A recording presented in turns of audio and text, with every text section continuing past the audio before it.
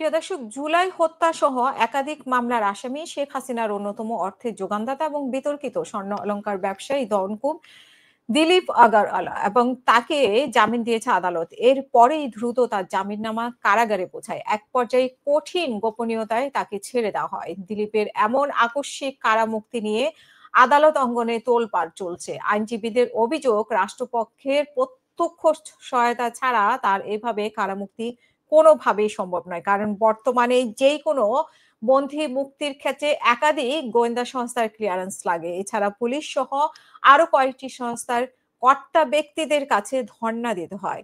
সেখানে দিলীপ একজন high profile আসামি। রাষ্ট্রপক্ষের কারো প্রত্যক্ষ সহযোগিতা ছাড়া তার এত দ্রুত কারামুক্তি কিছুতেই সম্ভব নয়। গুলশান থানায় একটি হত্যা মামলায় ২৭ সেপ্টেম্বর জামিন পান দিলীপ। এর ৩ দিনের মাথায় ৩০ সেপ্টেম্বর কঠোর গোপনীয়তায় তিনি কেরানীগঞ্জের কেন্দ্রীয় কারাগার থেকে বেরিয়ে যান। অজ্ঞাত কারণে এই সময় কোনো ধরনের গোয়েন্দা রিপোর্ট দেওয়া হয়নি। এছাড়া কারা কর্তৃপক্ষ ছাড়াও পুলিশের বিশেষ শাখায় দায়িত্বপ্রাপ্ত সদস্যরাও ছিলেন নীরব। সূত্র জানায়, কারাগার থেকে ছাড়া পাওয়ার পরপরই গা ঢাকা দিয়েছেন দিলীপ। বর্তমানে তার কোনো হদিশ মিলছে না। তিনি সীমান্ত পার হয়ে ওপারে চলে গেছেন এমন গুঞ্জন শোনা যায়।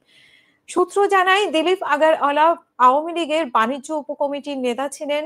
এছাড়া তিনি ২০২৪ সালে আমি এবং ডামি খ্যাত নির্বাচনে চুয়াডাঙ্গা ১ আসন থেকে এমপি পদে নির্বাচন করে পরাজিত হয়েছেন। তবে ৫ই আগস্টে সরকারের পতনের পরপরই তিনি বোল পাল্টে বিএনপিতে ভিড়ে যাওয়ার চেষ্টা করেছিলেন, কিন্তু শেষ রক্ষা হয়নি। ৪ সেপ্টেম্বর তাকে গ্রেপ্তার করে গুলশান থানা পুলিশ।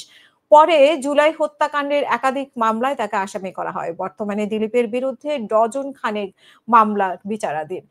এক আইনজীবী বলেছেন যে দিলীপের মুক্তির নেপথ্যে রাষ্ট্রপক্ষের এক প্রভাবশালী কর্মকর্তা কলকাঠি নাড়েন।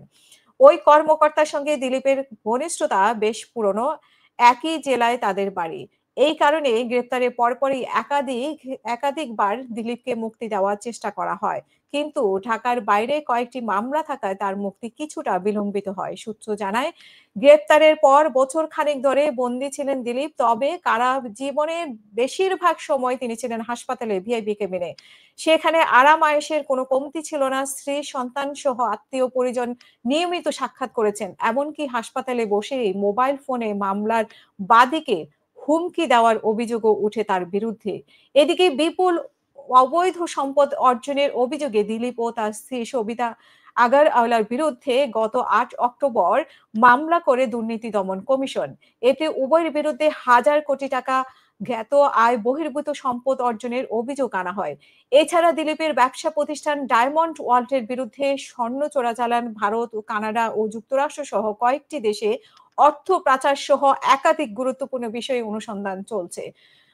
দিলীপ কুমার আগারওয়ালার কারামুক্তির ক্ষেত্রে প্রভাবশালীদের হাত রয়েছে এমন অভিযোগে প্রসঙ্গে জানতে চাইলে ঢাকা মহানগর দায়রা জজ আদালতের রাষ্ট্রপক্ষের আইনজীবী ওমর ফারুক বলেন যে যে কাউকে জামিন দেওয়া আদালতের এখতিয়ার।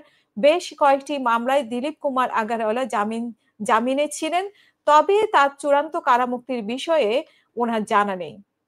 জামিনের বিষয়ে জানতে চাইলে আসামিপক্ষের আইনজীবী জাহাঙ্গীর আলম জানান, আদালতে তাকে জামিন দিয়েছে যথানিয়মে বেল বন্ড এবং কারাগারে পৌঁছানোর পর তিনি মুক্ত হন।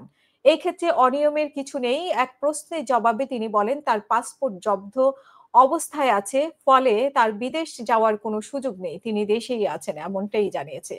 প্রিয় দর্শক, পরবর্তীতে নিউজ দেখার আমন্ত্রণ জানিয়ে এখানেই শেষ করব। সবাই ভালো থাকবেন। আল্লাহ হাফিজ। আসসালামু আলাইকুম।